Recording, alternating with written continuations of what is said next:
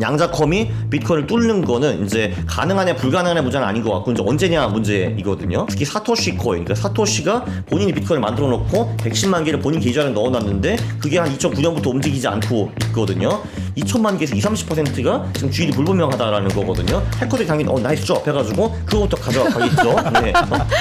그런 식으로 그 굉장히 오랫동안 안 움직인 코인들이 400에서 600만 개 있다고 추정이 돼요. 크립토 플러스 2부 시작했습니다. 강환국 작가님 모셨습니다. 안녕하세요. 안녕하세요. 안녕하세요. 네. 네. 안 그래도 최근에 좀 서클 CEO 만나고 오셨다고 해가지고 그 이야기를 시작으로 먼저 해보려고 하는데요. 네.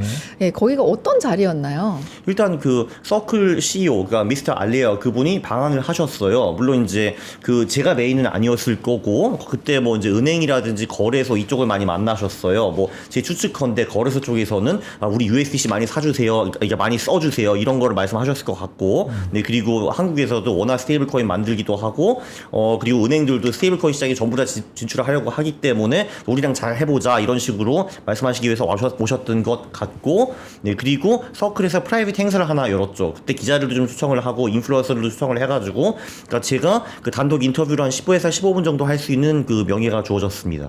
오, 단독 인터뷰까지 하고 오셨군요. 네 그렇죠. 네. 네. 어떤 얘기를 좀 나누셨나요? 뭐 저도 당연히 가기 전에 뭐 준비를 많이 해갔을 것 아니에요. 네. 그 중에서 제가 잘 몰랐던 저한테 충격을 많이 줬던 거는 이제 이거였어요. 서클이 아크라는 블록체인을 만들었거든요. 네. 근데 사실 그 아크가 후발주자잖아요. 그 전 다른 블록체인도 굉장히 많잖아요. 스테이블 코인을 보낼 수 있는 블록체인들, 뭐 예를 들면 뭐 이더리움, 솔라나, 트론 이런 것들이 있는데 네. 아크가 뭐가 좋은가? 본인은 아크의 메인 고객이 인간이 아닐 거라고 생각한다라고 하셨어요. 그럼 뭐냐라고 하니까 AI라는 거죠. 사실 그게 생각해보면 굉장히 파워풀한 게 우리가 지금 단순 LLM에서 AI 에이전트 시대로 넘어가고 있잖아요. 한마디로 이제는 내가 AI한테 뭔가 시키면은 걔가 알아서 모든 거를 다 처리해오는 그런 방식으로 좀 점점 변하고 있고, 그러니까 저 같은 경우도 사실 클로우드 코드를 요즘 많이 쓰고 있거든요. 제가 네. 코딩을 아예 못했는데 클로우드 코드가 다 개발을 해주더라고요. 신기하게. 네. 이런 게 폭발적으로 늘어날 건데 이게 진짜 파워풀하게 되려면은 결제를 할 수 있어야 되는 거잖아요. 예를 들면 내가 이제 여행사 에이전트한테 막 시켜,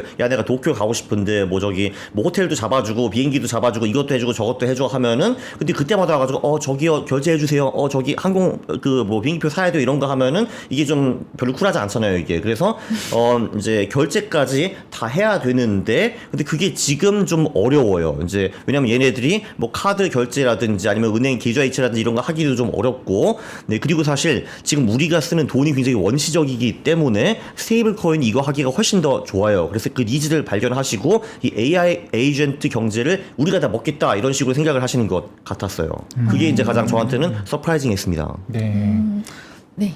서클 CEO가 이 스테이블 코인이 시장을 엄청 키울 거다, 뭐 이런 얘기도 했다라고 하는데, 그럼 방금 얘기하셨던 그 부분이 가장 좀 인상 깊으셨던 거군요.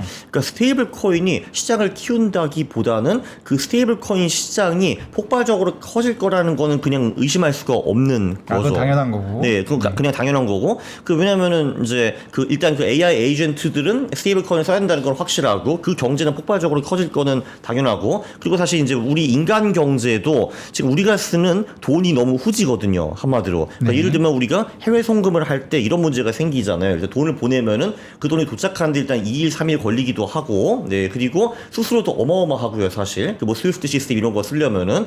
그리고 그 돈이 도착이 못하는 국가들도 꽤 많아요. 달러 뭐 규제가 있다든지 그런 경우. 그리고 제가 좀 큰 돈을 보내려고 하면은 수수료도 수수료지만 귀찮은 거 많이 물어봐요. 사람들이 이 돈은 뭡니까? 어디서 났어요? 등등 이런 거. 네. 이 모든 거를 사실 스테이블 코인으로 이제 해결할 수가 있고, 그리고 마이크로 페이먼트, 그러니까 0.001센트 결제 이런 거는 우리 인간한테는 썩 중요하지는 않지만 AI한테는 엄청 중요하죠. 이 모든 것이 가능하기 때문에 스테이블 코인 시장은 엄청 커질 수밖에 없어요. 더 진행되기 전에 하나만 그냥 개인 네. 질문 하나만 하고 싶은데요. 여기서도 이제 말씀을 하시는 게 댓글에서도 서클 매수했다가 뭐 갈아타신 분도 있고 뭐 다양한 분들이 계신데, 지금 서클 좀 사도 되나요? 그러니까 저는 이제 그 인터뷰를 해가지고 이거 무조건 사야겠다라고 생각을 했는데 네. 근데 제 유튜브 채널에 그 영상이 올라가기 전에 사는 거는 좀 이제 좀 도덕적 윤리적 문제도 있고 그렇게 생각해가지고 그래서 올리고 샀어요. 되게 그러셨군요. 그거는 멋있다. 아니 왜냐면 멋있다, 뭐 진짜. 그러니까 귀찮은 것도 있잖아요 사실. 근데 네. 뭐 나중에 뭐 너로 프론트라닝 하는 거 아니냐 나올 수 있으니까 일단 영상은 올리고 그 다음에 일단 까먹었어요. 며칠 아차 사야지 해가지고 네. 샀죠. 사긴 사셨고 네. 사야 되냐는 질문에는 그 얘기로 대답한 걸로. 뭐 그렇다고 해서 제가 뭐 전재산 몰빵하고 이런 건 아닌데 일단 들어가 있고 저는 늘 똑같거든요. 이게 사가지고 이제 떨어지면 손절을 할 거. 그래서 제가 솔직히 서클을 한번 손절한 적도 있어요 옛날에. 네. 손절한 적도 한번 있고 다시 들어갔어요. 올라가면은 추가 매수를 하고 떨어지면 손절을 할 거예요 저는. 거의 비슷한데요, 저랑 작가님. 네, 다행히 제가 맞게 하고 있는 걸로 그렇게 생각을 해보겠습니다. 네. 네. 저희 아까 그 먼저 나왔던 댓글 중에 제가 좀 눈에 들어왔던 게 사실 강한국 작가님이 옛날에는 코인 투자를 엄청 열심히 하시고 관련 영상도 좀 많이 올리셨었던 것 같아요. 근데 최근에는 본인이 조금 쉬겠다라는 말씀을 하셨었죠. 코인 투자를.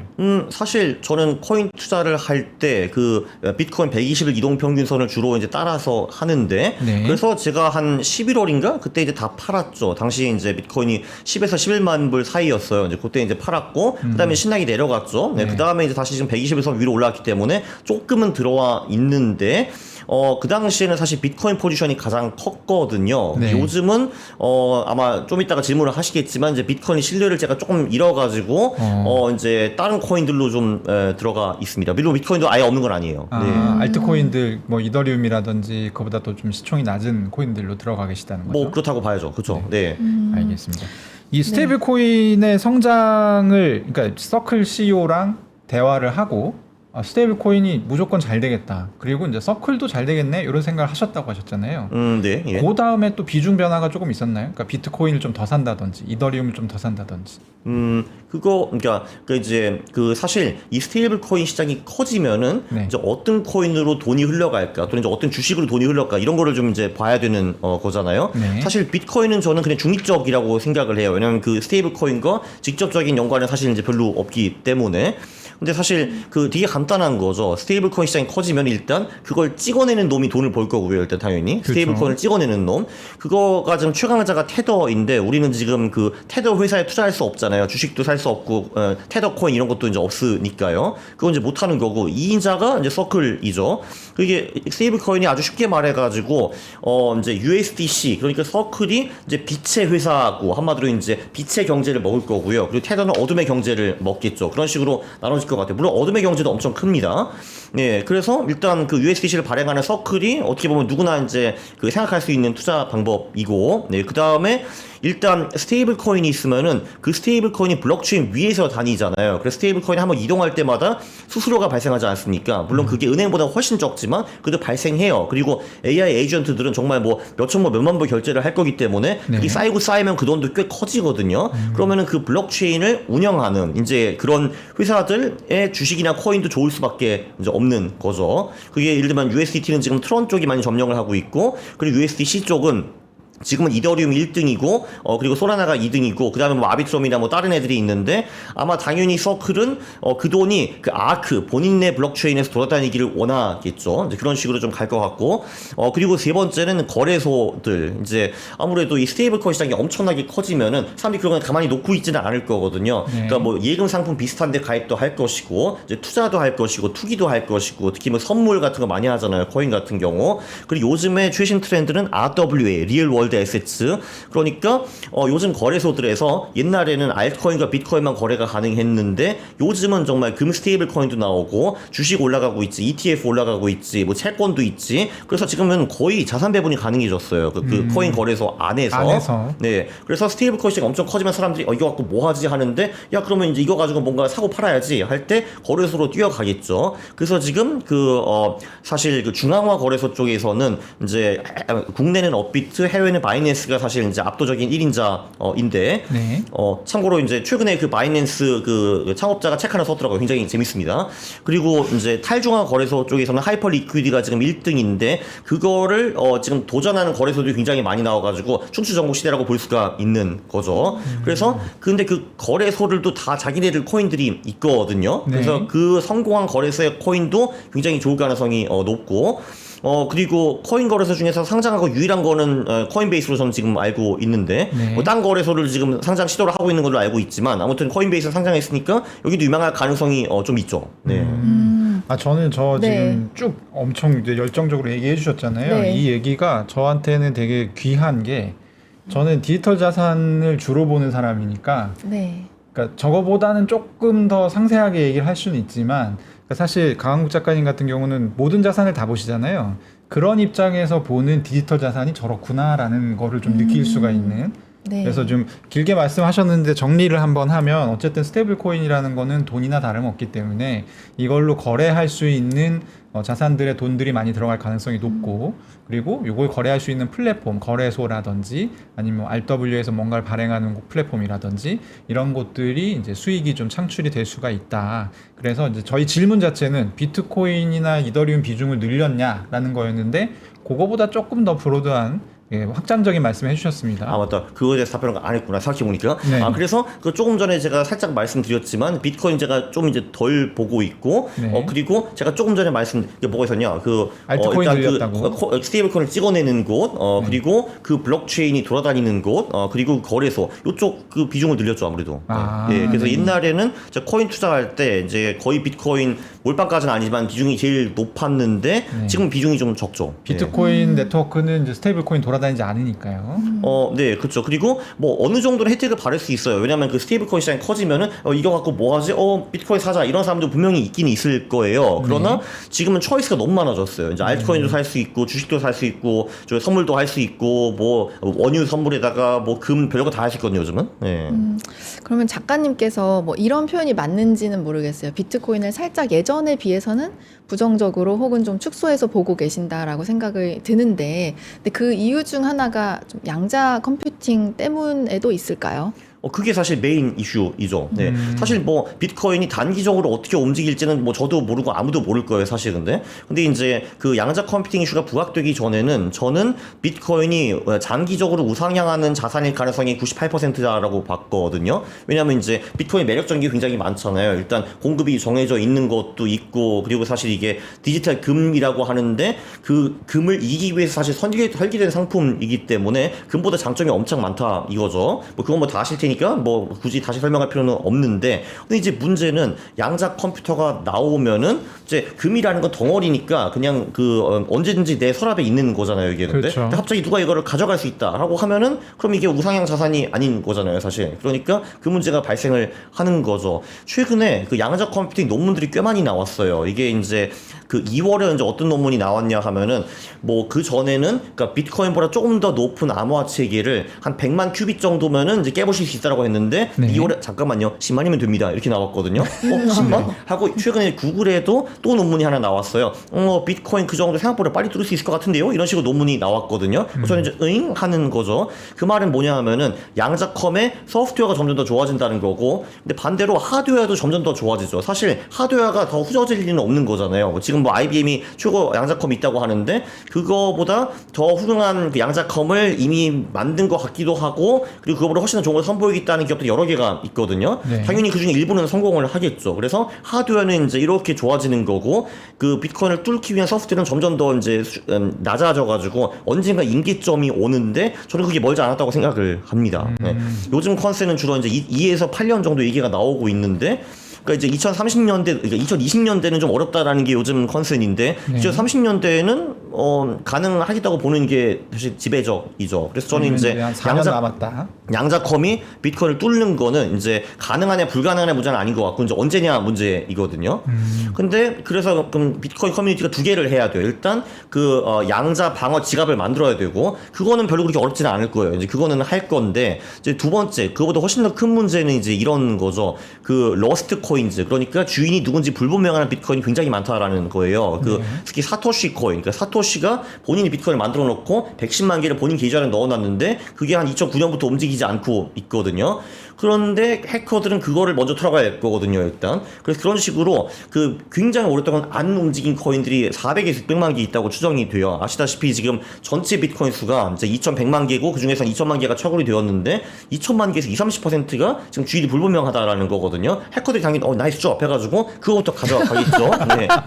근데 생각을 해보세요. 이제 누군가가 이제 20, 30%를 가져가 버렸고 그럼 그 사람은 당연히 그걸 팔려고 할 거 아니에요. 시장에 낼 거 아니에요. 그게? 그러면 가격이 굉장히 재미없게 돌아갈 거고 그리고 이제 시장의 실력은 완전히 깨지겠죠.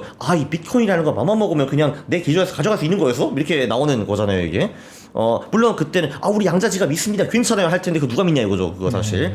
그리고 이게 놀라운 게 작년 10월부터 그 2월까지 그 4개월 동안 비트코인이 반토막 났잖아요. 근데 사실 별 이유도 없었어요. 왜냐면 그 4개월 동안에 금융시장도 꽤 괜찮았고 심지어 이란 전쟁 후에는 다시 오르기 시작했잖아요. 네. 별 이유도 없었는데 비트코인 50% 떨어졌는데 그 누군가가 20, 30% 가져간다는 거는 이거는 굉장히 큰 이유가 되는데 그러면 비트코인이 50%가 당연히 90%, 95%, 98% 떨어지겠죠. 그러니까 이런 리스크가 아직 살아있는 한 저는 장기 투자를 못하겠다라는 거죠. 네.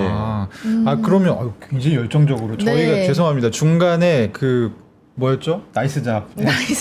저항 없이 그냥 터져버렸는데 네, 죄송합니다. 너무 재밌어가지고 저희도 지금 잘 듣고 있고요. 어쨌든 그러면 지금 이제 비트코인을 비중을 줄이게 된 명확한 이유가 있는 거잖아요. 그렇죠. 근데 이 문제가 해결이 되게 되면 또 다시 매수하시는 겁니까? 그러면은 비트코인 정말 폭발적으로 오를 거예요. 왜냐면 사실 뭐 언체인 지표라든지 이제 제가 뭐 주로 보는 그런 지표들을 보면은 비트코인은 확실히 저평가되어 있는 건 맞기는 맞거든요. 네. 근데 왜 저평가되어 있느냐? 왜냐면 이게 몇 년 후에 터질 수가 있는 거잖아요, 이 문제가. 그러면은 비트코인의 그 적정 가치에서 그만큼 할인율이 들어갈 수밖에 없는 거죠. 왜냐면 그 확률이 점점 커지기 때문에. 그래서 예를 들면은 엑스에서 이제 찰스 에드워즈라는 분을 찾아보시면은 네. 그분이 그거 심지어 수치화도 했어요. 한마디로 예. 시간이 흐를수록 이제 비트코인에 적용되는 할인율이 커질 수밖에 없다라는 거죠. 네, 그건 뭐 당연한 거잖아요. 왜냐면 이제 비트코인이 빵이 될 수 있는 확률이 점점 높아지는 거기 때문에. 예. 근데 당연히 이 문제가 해결이 되거나 대충 해결된 조짐만이라도 보이면 그 할인율이 엄청 떨어지거나 사라지기 때문에 그때는 비트코인 미친 듯이 오를 겁니다. 그래서 이게 당연히 기회가 될 수도 있어요. 그래서 이제 여러분들이 그 비트코인 커뮤니티 양자 컴퓨팅 이슈 해결할 거야. 지금까지 17년 동안 위기를 전부 다 버텨왔잖아. 이번에도 이게 다 지나갈 것이다 하시는 분들은 지금이 매수의 기회일 수도 있어요. 예. 특히 지금 같은 경우는 가격이 더 이상 안 빠지고 이제 어느 정도 기술적 시그널도 좋아지고 있기 때문에 나는 비트코인 커뮤니티 정말 믿는다, 이건 내 종교야 하시는 분들은 지금 당연히 들어가셔가지고 장기 보유하는 것도 나쁘지는 않아요. 물론 근데 믿음이 강렬해야 됩니다. 전 그 믿음이 아직 없어요. 네. 저 되게 궁금한 게 네네. 있는데요. 사실 양자 컴퓨팅이 이렇게 발달을 해서 이제 비트코인을 뚫을 수 있는 그런 상황이 되면 사실 그거 말고도 뚫을 수 있는 게 너무나 많잖아요, 세상에. 근데 유난히 비트코인 관련해서 사람들이 많이 걱정을 하는 이유가 그 사토시 코인이랑 그 400만 개에서 600만 개 그 코인 때문인 건가요? 그렇죠. 일단 비트코인의 가장 큰 장점이라고 봐왔던 게 사실 그 탈중앙화거든요. 한마디로 중앙에 무슨 조직이 없다라는 거거든요. 조금 전에 그 말씀하셨죠. 딴 기관들은 어떻게 하는 것인가. 그러니까 은행 같은 경우는 그냥 CEO가 양자 컴퓨팅 그거 좀 문제가 있네. 여봐라, 양자 컴퓨팅 지갑을 도입하거라. 그래서 막아라 하면은 막을 수가 있는 거거든요. 그게 그렇게 어렵지는 않아요, 사실. 그러니까 한 몇 주나 몇 달 고생하면 되는 건데. 근데 비트코인은 그걸 할 사람이 없잖아요.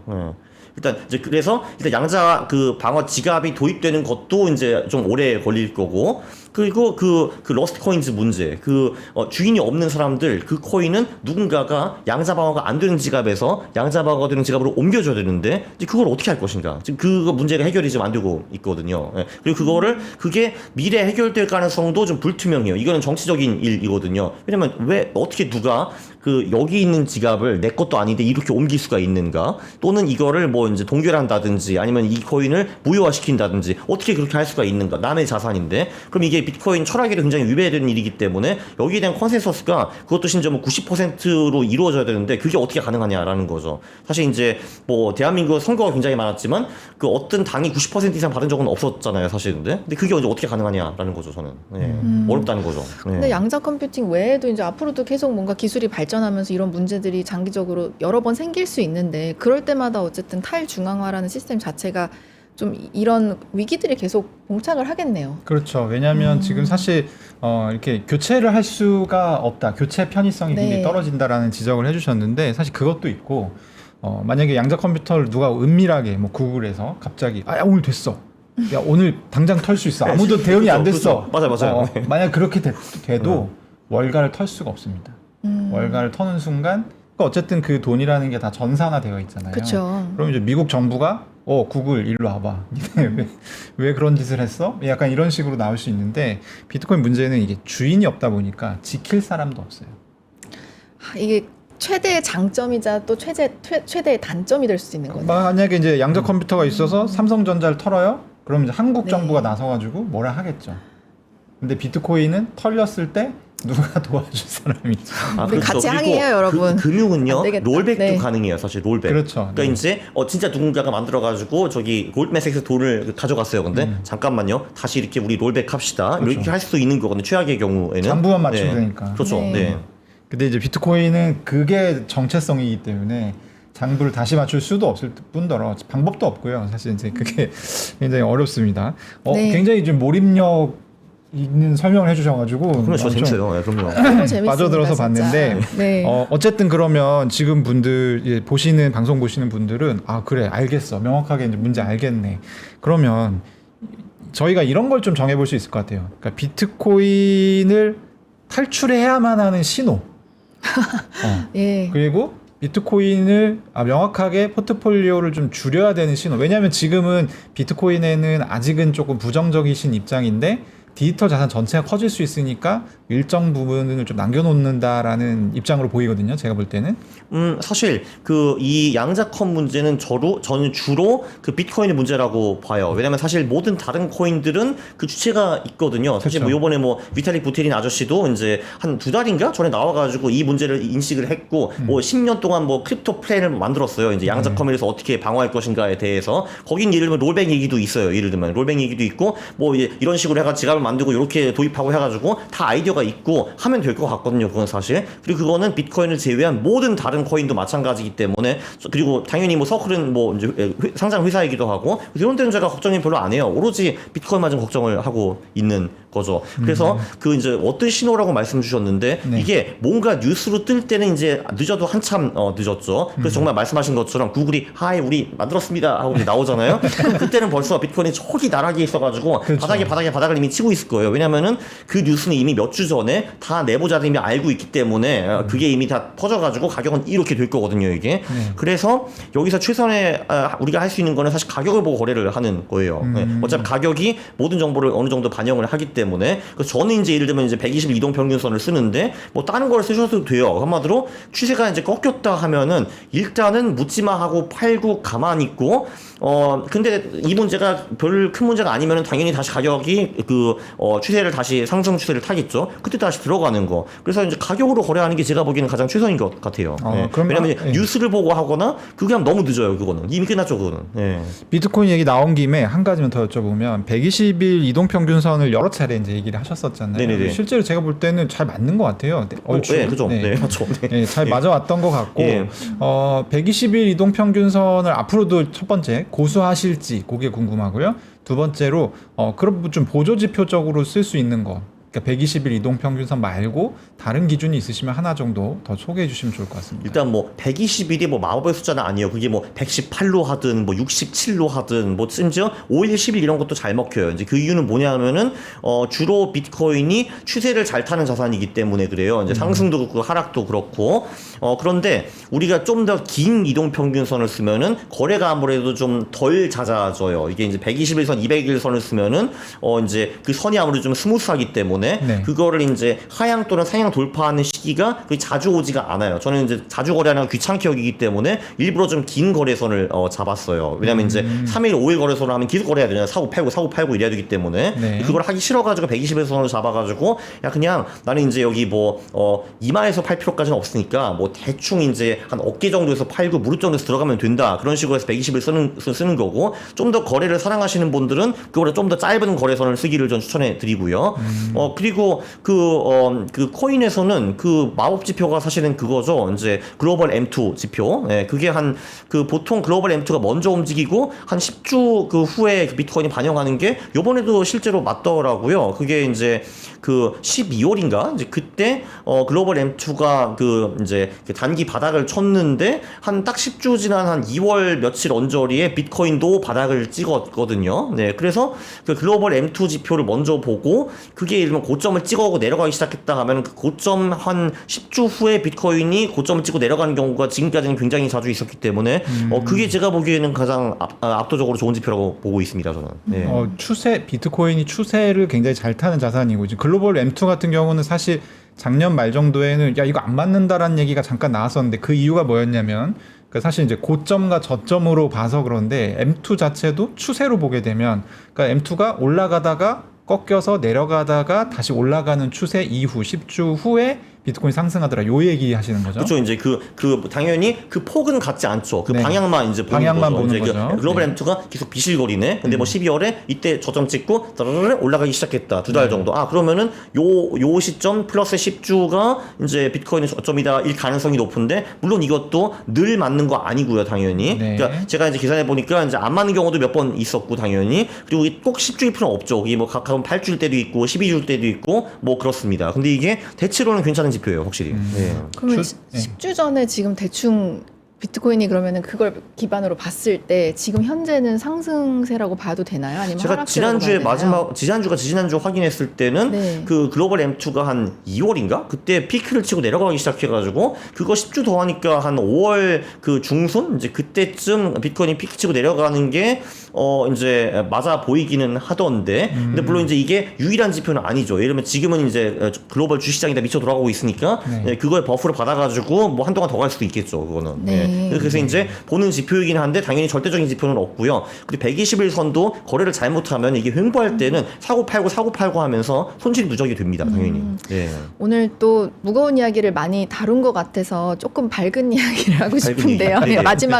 마지막이니까. 네. 그래서 스테이블 코인 시장이 좀 커지면 그 중에서 또 가장 큰 수혜를 볼 섹터가 있다면 어떤 것인지 한번 좀. 네. 그거 이미 거의 다 말한 것 같기는 네. 한데 이제 뭐 사실 이제 코인 중에서는 이제 가장 범용적인 코인이 사실은 이제 이더리움이죠. 왜냐하면은 그 스테이블 코인이 그 이더리움 블록체인 위에도 이제 많이 올라가 있고 그 디파이라는 건 이제 아주 쉽게 말해가지고 그 코인으로 돈 빌려주고 갚고 이제 이자놀이하고 뭐 이런 것들인데 그것도 거의 다 이더리움 기반이거든요. 네. 그리고 RWA 소위 이제 그 우리가 생각하는 그 현실 자산을 코인화 해주는 거 그것도 결국은 거의 다 이더리움 기반이기 때문에 스테이블 코인 시장이 엄청나게 커지면은 이제 이더리움은 그 직접적인 혜택을 받죠. 사실 이제 비트코인은 혜택을 받아봤다 간접적인데 이제 이더리움은 직접적인 혜택을 이제 받는 거고 그리고 저는 확실히 그 거래소 주식과 코인을 유심히 보실 거를 추천해 드립니다. 왜냐면은 당연히 시장이 커지면은 거래가 활발해질 거니까요.